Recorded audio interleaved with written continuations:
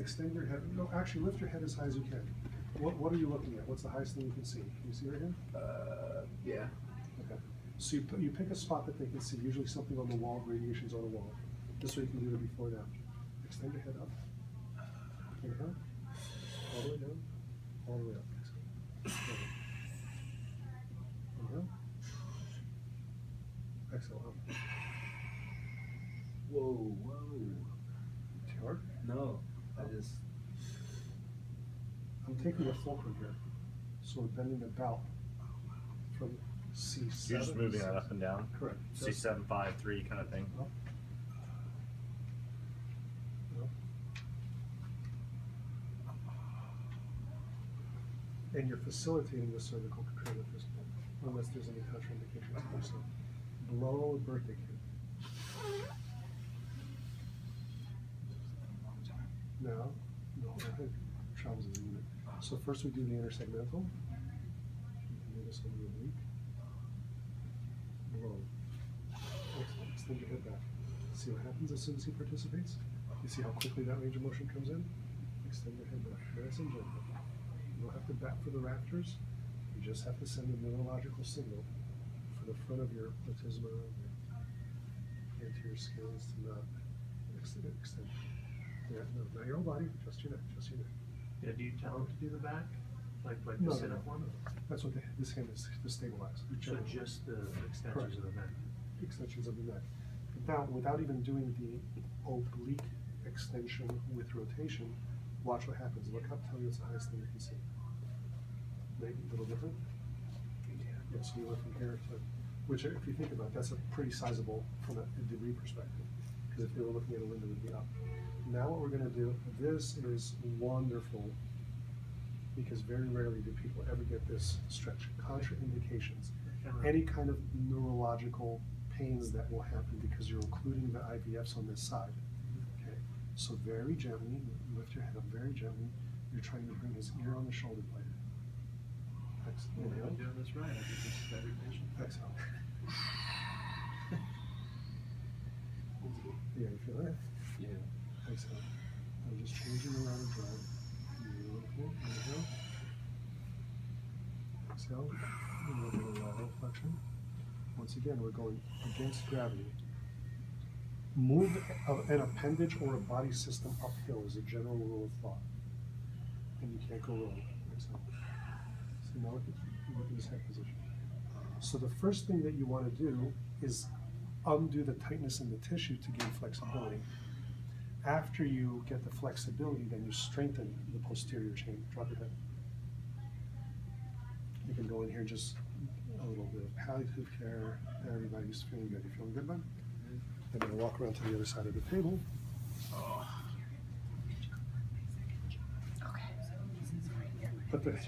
Keep an open hand here, and you're grabbing the side of his face, and basically you're using a shearing force on the side of the face. Once again, this is just.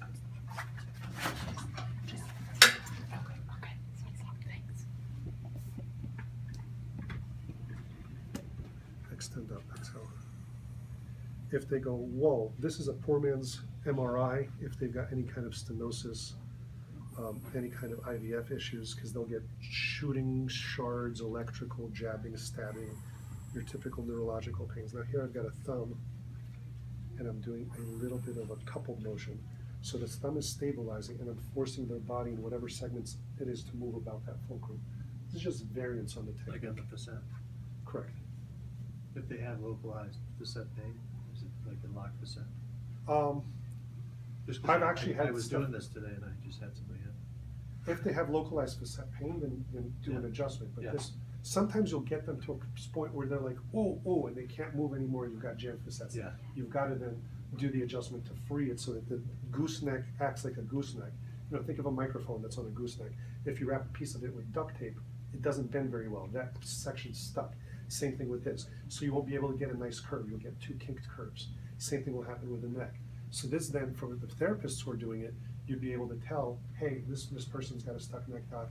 I felt something C5 left side. Just gives you a little bit of information. You can palpate it, feel it. Bam. Exhale.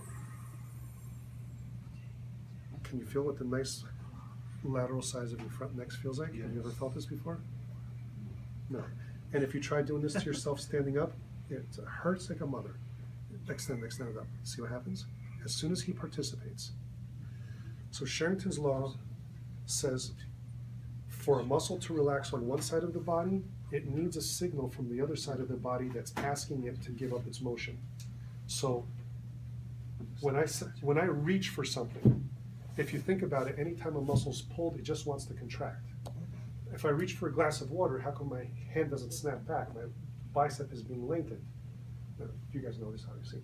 But so Sherrington's law says, as soon as I send the signal to my tricep to reach for something, it tells this guy, don't do anything. So this is what I'm doing right here. Come back down. Sorry, we're almost done. We'll get you out here. Then you do lateral flexion, which is completely different from this perspective than it is from the other perspective. And you want to hear the breath. And the reason why, if I can hear it, I know it's happening. He may be breathing silently to himself, but if I can't hear it, I'll feel it in the tissue, and I'm like, exhale, and then it'll just keep going. Beautiful. Oblique up. On really supple necks, on especially female necks, this will just almost end up here on the shoulder blade. Exhale, blow, blow, blow. Last one.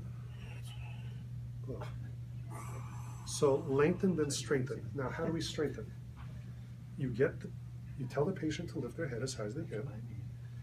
Now wow, look at him now. You get him to a higher spot. Hold it there. Hold it. Hold it. Beautiful. Let your head down slowly. You're doing eccentric.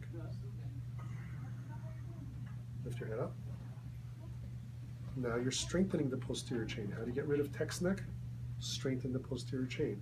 Now I'm going to take him on an oblique. Hold it here. Hold it. Press against my hand. Beautiful. Let it down and blow. Blow. Now he's oxygenating the tissue. Bring it back up. I provide the contact point. Hold it there. Hold it. Exhale. Blow. Now he's going to be sore tomorrow because most people have never worked this out, and it doesn't get worked up. They're like this all day long. But after 2 or 3 sessions, you're going to notice they look different when they walk into your office. Instead of coming in like this, next day it's like this, next day it's like this, and finally they're up here. And I'm going to give you some very easy patient exercises to send home to get scapular retraction and shoulder retraction. Lift your head up here, hold it here, hold it there, hold it. See, look, lift your head up. That's as far as he can go. So I take him a little farther, press against my hand. See, now he's held that position. Now I've strengthened that section, that incremental section of his posterior oblique chain. Lift up. Now he's doing the concentric. Blow, blow, blow. Hold it there, hold it. Now he's doing an eccentric. The load is always on the back of his head, except when I help him up. So we get him to a position. Now he's done dead center extension, oblique extension, oblique extension.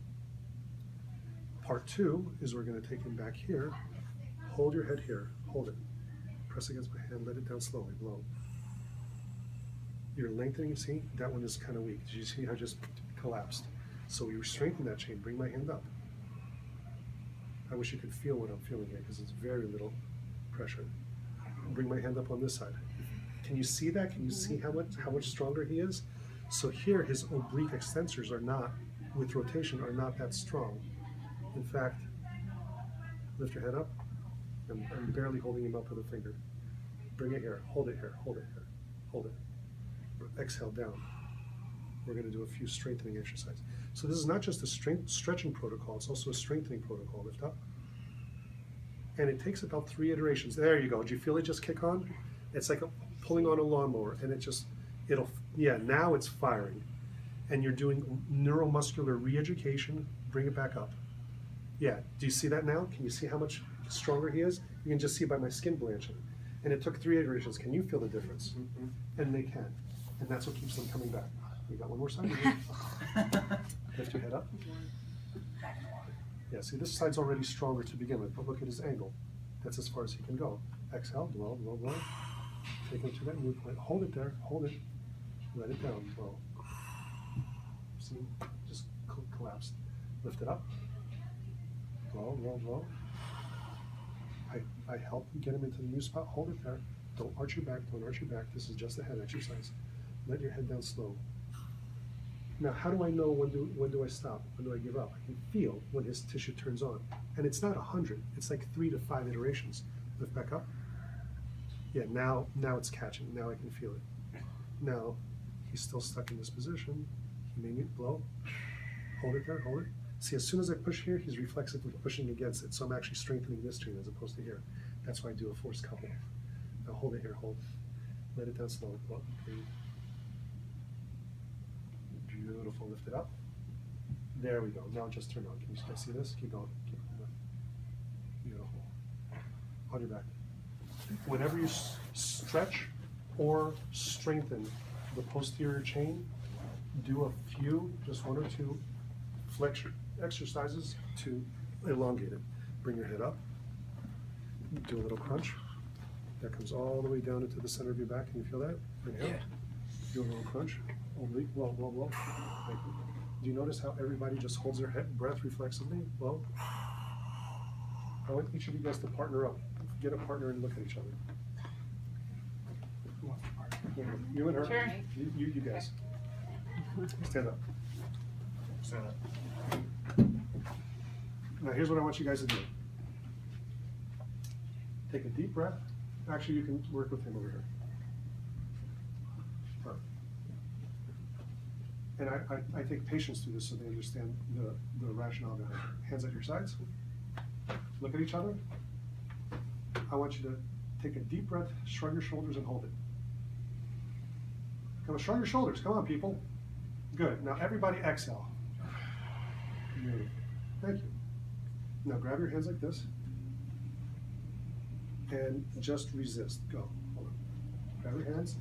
Don't try to pull them off balance. Just resist. Go. Hold on a second. Relax. Brace yourself. Nobody's saying anything. Just pay attention and just pull without pulling each other's off balance. Just get a force. Nobody's breathing on you. No. Relax. Now, what were my instructions? Everybody exhale. What did everybody do? Drop your shoulders. But I never gave a command to drop your shoulders. Nor did I give anybody a command to hold your breath on this. It's reflexive. And it's a symmetric property in that it's reflexive from the, okay, so you've got reflexive property A equals A. A equals B is a symmetric property. If A equals B and B equals C, then C equals A, that's transitive property. So this is a two-way street. If in the process of exhaling, I hold my breath, this stops. This starts to fire, this braces. That's a reflex. Then you exhale, and you get that last little bit. So the whole point of this seminar here is to give you guys keys to what I call a secret garden. Imagine, this is a perfect example actually, but let me just move this over here. Imagine this is a muscle. Here's an attachment, here's the insertion, okay? This is a little garden, it has a gate. And when this patient moves, remember, they always have Sherrington's law working because they're actually moving, this gate stays open. However, imagine that this is caught in a little weed here, and this, or on a stake, and this is caught in some weeds here. And every time, pull on that little cord over there, pull, oh, ow, ow, oh, that localized pinch, because the gate's open and this section of the muscle's working. So you come in as a therapist, and you tell the patient, relax, gate shuts. This is the permission gate to get into the secret garden. Now you pull as a therapist, pull. You'll never get this, okay? You'll never get this, and this is the problem with therapy. Bring that back. This stays caught up on the stake, and it catches on the weed. You need 3 keys to open this gate. One is to tell the patient to actively reach in the direction that you're going. That opens up the key called Sherrington's key. Now you can't take them into gravity because you've got gravitational muscle spindle response. You need the gravitational key. Number 3, you need the exhalation key. If any of these 3 keys are missing, that gate is only going to open part way. You're never going to be able to undo this. The reason this therapy is so effective, the reason people come into you to see you is because they want to get rid of this nagging pain that happens in their daily activities of daily living. But therapists don't have access to this because they regularly violate the 3 laws that I shared with you. So when you looked at each other and I said, exhale, and you all dropped your shoulders, use that in your therapy. If you can hear it happening, you don't have to make a big production. I've heard, look, as long as I can hear you, blow it out a birthday cake. Everybody knows what that's like. Because here's what's typical. People go,